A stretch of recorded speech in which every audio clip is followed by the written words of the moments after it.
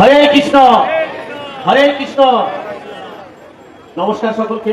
মঞ্চে উপস্থিত আমার শ্রদ্ধেয় দাদা, দুর্গাপুর পশ্চিমের বিধায়ক সম্মানীয় লক্ষণ ঘরুই মহাশয়, উপস্থিত আছেন চন্দ্রশেখর দা, দুর্গাপুর পূর্বের বিধায়ক, এবং এই মঞ্চে উপস্থিত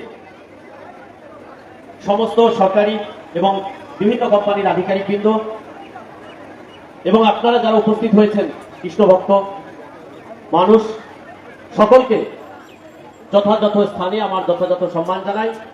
আমি প্রথমেই প্রণাম জানাই ইসকন কর্তৃপক্ষকে, আমাকে আমন্ত্রণ জানিয়েছেন, এত সুন্দর অনুষ্ঠানে আমি আসতে পেরেছি, তাই নিজেকে সৌভাগ্যবান মনে করছি।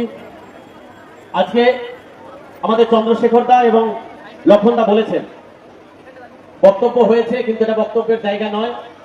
সবাই আমরা আগ্রহী আছি, আমরা যারা সনাতন ধর্মের মানুষ আমরা সবাই জানি আজকের এই পবিত্র সুন্দর দিনে জগন্নাথ দেবের রথের দড়িতে যদি একটু টান দিতে পারি তাহলে পুণ্য লাভ হবে, এই আশা ভরসা আমাদের আছে এবং পুণ্য লাভ হয়েছে, সেই ভক্তি আমাদের আছে।